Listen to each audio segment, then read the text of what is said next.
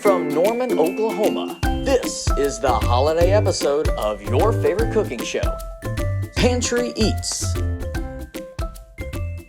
Hello, and welcome back to another episode of Pantry Eats. I'm your host, Audrey Williams, and I'm in a different hat this time for the holidays, but I can promise you that that does not at all take away from my credibility. Now, this episode, we're going to be making a delicious dessert that you can enjoy with family or friends, or if you're having to celebrate alone this year because of COVID, it'll be a nice comfort food for you. We are going to be making peach crumble. Let's get started. Alright, so we have all of our ingredients prepped and ready to go here. As you can tell, there's a lot of them, but don't be overwhelmed because you can find the recipe at the end of this video or down in the comments below. We're going to start out with our peaches. Now, this recipe serves 8 people for $6.45. But if you want to make that cost even lower, you can pick up your cans from the food pantry. We're going to give these a nice strain. Now, if you're not a fan of this particular fruit, you can also use pears or apples for this recipe, but to peach their own. All of these peaches are going to go into the larger of your 2 bowls. This is going to become the filling for our crumble. Now we have our bowl of fresh peaches all strained, and we're ready to add the spices that are going to make our filling nice and sweet. We'll start with some cinnamon. We're going to need about 1 teaspoon of this. But I like a lot of cinnamon, so we're just going to...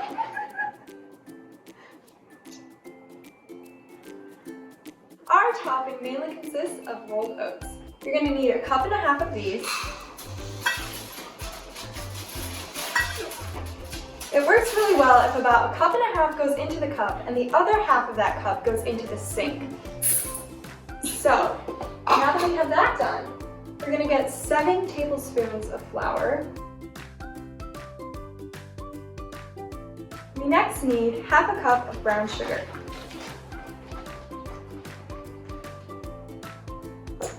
There we go. You'll see right over here I have 4 teaspoons of butter prepped. Now this is cold, which I know what you're thinking. That's never going to melt, but that's okay. You don't need it to. We're going to chop it off into small little blocks, which will then get dispersed evenly throughout our topping. Always be careful when you're using a knife. You wouldn't want to give your finger a Saint Nick.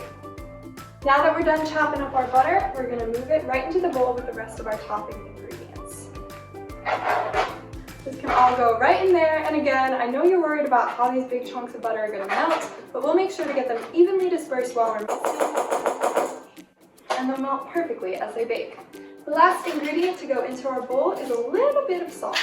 This adds contrast. You're going to need a 9x13 pan to make sure that your crumble cooks nice and evenly. We're going to start by pouring in our filling. Now, in an effort to save time earlier, you might not have mixed these ingredients, but you're going to want to do that before you pour it into the pan. And we're going to spread that out. As you can see, our cinnamon adds a beautiful little color to our peaches. Now, your topping has a lot of more solid ingredients that we want to make sure that get mixed up real nicely. So this is where the fun part comes in, because you're actually going to have to use your hands. Now, this is the time of COVID. COVID doesn't stop just because Santa comes to town. So we're first going to need to wash our hands, which I promise I also did before doing all of this, but just to be safe. All right, now we're good to go. So you got your bowl of dry ingredients, and soon they're going to become one perfect little harmony. Don't worry if it's not getting fully dissolved. That'll happen when we pop this bad boy into the oven. We just want to make sure that the butter clumps are evenly dispersed with our oats and other dry ingredients. When it starts to resemble the reindeer food you made in elementary school, you're ready to go. We're going to pour this across the top of our peaches, just trying to get it dispersed nice and evenly. I know what you're thinking. I don't want to eat peaches with very dry, powdery oats all over them. Again, that's what the oven is for. We're going to take this out once it's nice and golden brown and delicious. Once we have our peach crumble all prepped and prepared, it's ready to head into the oven for about 45 minutes or until you see that it's getting nice and golden brown on the top. Have a safe flight! Now that our masterpiece is out of the oven, you should see that it's bubbling and nice and golden brown. We're gonna have to let this cool for a little bit, but then it'll be ready to enjoy.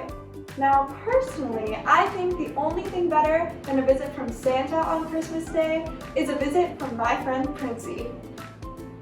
Hi, I'm so excited. Now, Princey, this is the season of giving, so would you be able to give us all a little sneak peek into your role at the pantry?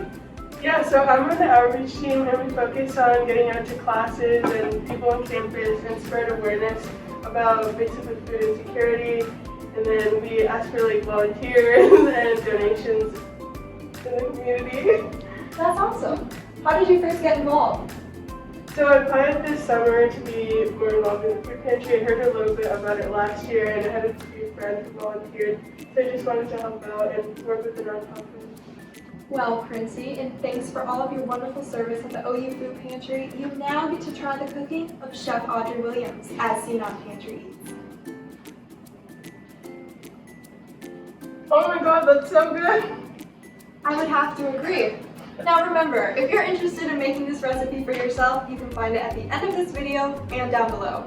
Be sure to share with us your peach crumble experience and follow us on social media at OU Pantry. We'll see you next year.